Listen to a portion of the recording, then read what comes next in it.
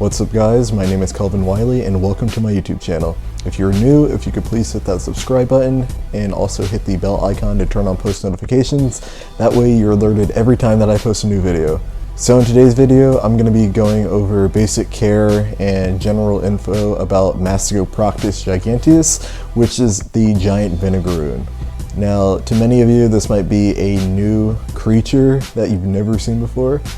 They are quite bizarre looking, but I can assure you they are completely harmless and extremely easy to take care of. So without further ado, let's just get right into the video. Alright, so this beautiful creature right here is an adult female Mastigoproctus giganteus, commonly referred to as the giant Vinegaroon. Now, this is neither spider nor scorpion, despite its spider and scorpion-like appearance. It's actually in its own group. That group is known as Europygi. This species of giant Vinegaroon can be found in Arizona, Texas, New Mexico, and Oklahoma, just to name a few states. These guys possess no venom whatsoever. This is an arachnid, however, because it has 8 legs. 1, 2, 3, 4, 5, 6. And then these 2 modified legs up here don't necessarily work as walking legs, but instead they act as sensory organs. So these 2 things right here, as you can see, they're kind of just waving back and forth, touching the air and also brushing against my hand. See how she's tapping? Those are called antenniform, and they are delicate sensory organs which are able to pick up scents and also vibrations on the ground. So that's how they're able to detect their prey. And then if you're wondering what this appendage is back here, this is actually not a stinger as many think that it is. It's actually called a flagellum, and it's also another sensory organ or sensory appendage. Now, Vinegaroons get their name from their special defensive strategy that they use whenever they feel threatened. So at the base of their flagellum is a gland right where my finger is pointed at, where they're actually able to shoot out a substance known as acetic acid. Now, this chemical that they disperse out of that gland right there smells exactly like vinegar. And the reason for that is because acetic acid is actually one of the main components in vinegar. Now, I've had the opportunity to have gotten sprayed by some of my Vinegaroons before, and I can attest to you that it smells exactly like vinegar.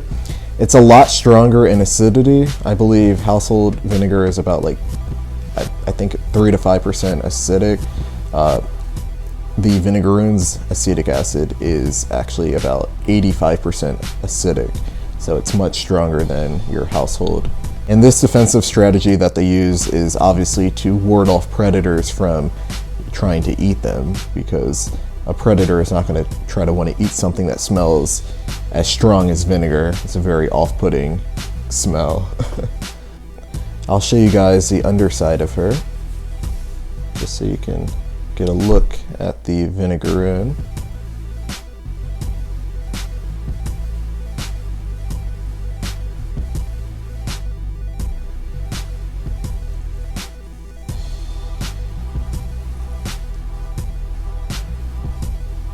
Now, like I said, these guys are completely harmless and they possess no venom whatsoever. I'm just going to show you guys how harmless they are. I can just take my finger and place it right in the middle of her mouth where her chelicerae is, and as you can see, she's not even trying to bite me whatsoever. She might just do a little pinch, but she's not going to bite. These appendages right here are her pedipalps, and this is actually what she'll use to grab a hold of her prey to pull into her mouths. They almost act as like little hands, like claws, as you can see.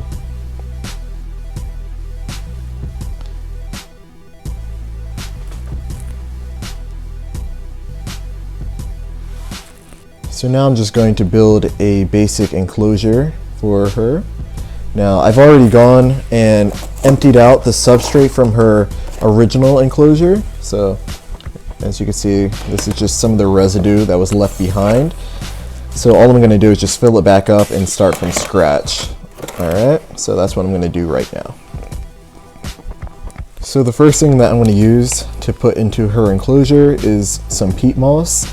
You can also use coconut fiber. I usually use coconut fiber, but this time I'm just going to use peat moss, just as a preference.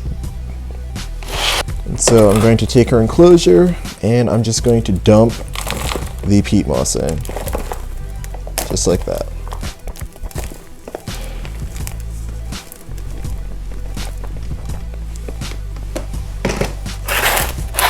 Mix it around a little bit.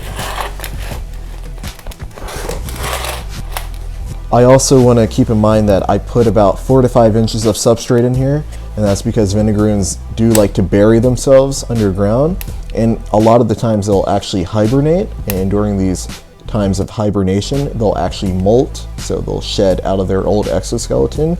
So if you don't happen to see your Vinegaroon for a very long time, chances are it's hibernating underground and also in the process of molting into its new exoskeleton. So don't be worried if your Vinegaroon looks like it just happened to go missing.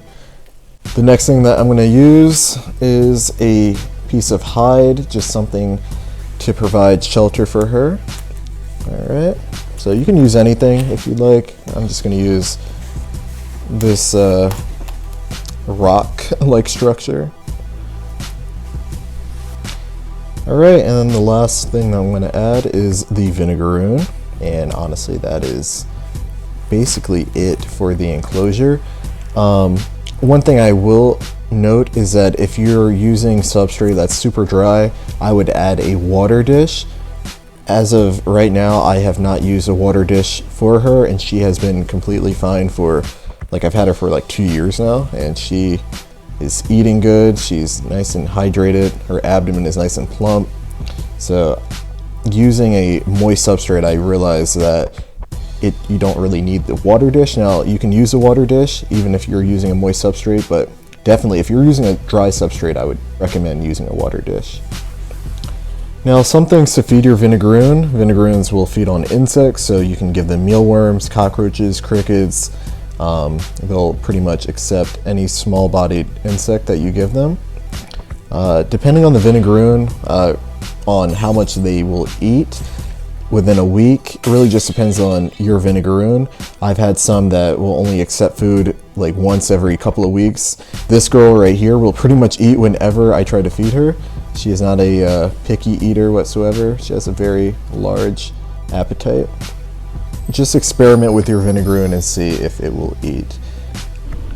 So off camera, I tried to see if she was hungry and would eat for us, but she's actually not hungry. So I'm just gonna end this video right here. So I hope you guys enjoyed the video. If you did, please leave a like and a comment. And if you're new, if you could please hit the subscribe button for me, I'd be really appreciative of that. And I will see you guys in the next video.